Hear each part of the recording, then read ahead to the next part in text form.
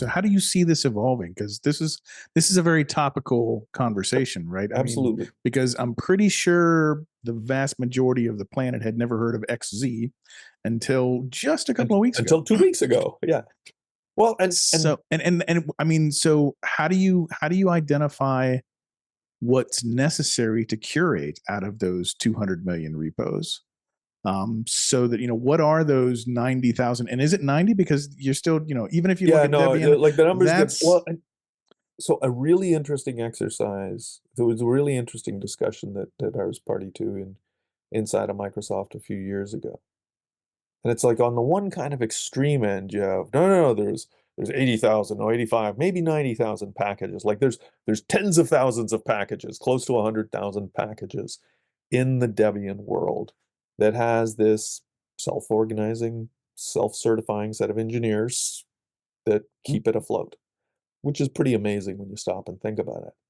But on the other end of the spectrum, there was, I think it was Alpine Linux at the time. So, the lovely little container Linux that could, that was that about 7, 8 years ago, they kind of showed up. They had 300 packages. yep. And that was their narrow, and for them, this was here are the 300 packages that as a Linux kernel distro project, these are the 300 we needed. And we think we can build everything else from this 300. Okay, that's another interesting endpoint. And I'm not saying they had the right 300. They had the right 300 for them. And so between those two endpoints, there's a set of packages. And that's, again, where I think folks have to be good software engineers and thoughtful about the problem. It's like, do you just casually start reaching into these buckets and don't think twice about it? That's dangerous. Some of these things I think get broken down by language community. When you look at the software engineering practices in the Python community broadly, user community, versus the JavaScript user community broadly, you see a very different style of development for the software than you do when you look at C or C++ engineers or Go engineers or C# engineers over the last 25, 30 years. And again, it was because of where that software came from and the culture of it. So, in the Python community, there's a lot easier attack vectors that folks have demonstrated over the last decade. Same in the JavaScript node community, because these are inherently promiscuous environments. I joke that software transmitted diseases are real, and that this is it's a real problem. But you can't step back and say somehow all of those people need to stop doing what they're doing and do it differently. That's why I think so. There's one project going on within the Linux Foundation right now. It's adjacent, came out of the work of the OpenSSF. The project's called Alpha Omega. And while all of these companies collectively struggle with this, how are we going to secure the software supply chain? Microsoft, Amazon, and Google set up a bucket of money. And there's three competent, security-minded software engineers, one from each company, that are basically, they act as a grant organization. So each of the companies throws a couple of $1 million a year into the bucket, and these three security-minded, deeply experienced software engineers are accepting grant requests from all of these different language or collective groups of folks in the open source broad community. And I think that the work they have kind of this constant success rate for the alpha grants that they've been making. If you look at the money that they gave to the Eclipse Foundation as a fairly mature foundation, um, the Eclipse Foundation turned around and built a security team that they're now Yep. using to do a deep dive across their entire portfolio of projects, working with the projects, working with the infrastructure, figuring out how do we improve our security posture. PyPI, I think it was PyPI hired a security expert in residence to Yep. start to They work did. across their community. Yep. And that's not the Python Foundation, that was just for PyPI. And there was a direct grant to the Rust Foundation again. And I think the joy of this is instead of saying we have an industry-wide problem and we're going to figure out a solution, Alpha Omega is sitting there realizing that maybe if we gave grants to each of the different constituencies, they could do something that was culturally appropriate in that constituency to improve their security posture. And I think that's the way we get there, is this kind of constant get better. There isn't a solution, but we can constantly get better. One of the things that, again, that social engineering in Debian that always fascinates me. There's an engineer named Chris Lamb who came up with the whole reproducible builds work 10 years ago. And he came up with it earlier than that. The Debian community went, not really interested. But 10 years ago, they suddenly got interested in it. And so he release the initial tool set. They regularly release the tools. And what they're encouraging is that all the Debian packages are reproducibly built. And that means the three Yep. of us could each do the build on our own build environments and come up with something that is checksum clean between us.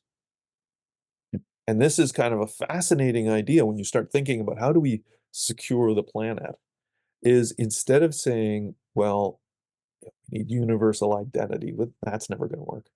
Or we need to come up with a set of tools. Yeah, that's never going to work. Not across all of these diverse communities. Um, the idea, no, we'll come up with an AI because that'll solve all of our problems. Um, did I get enough sarcasm in my voice there? The the thing they've created though is a set of tools where they kept improving the tools, turning up the warning level, improving the tools, turning up the warning level.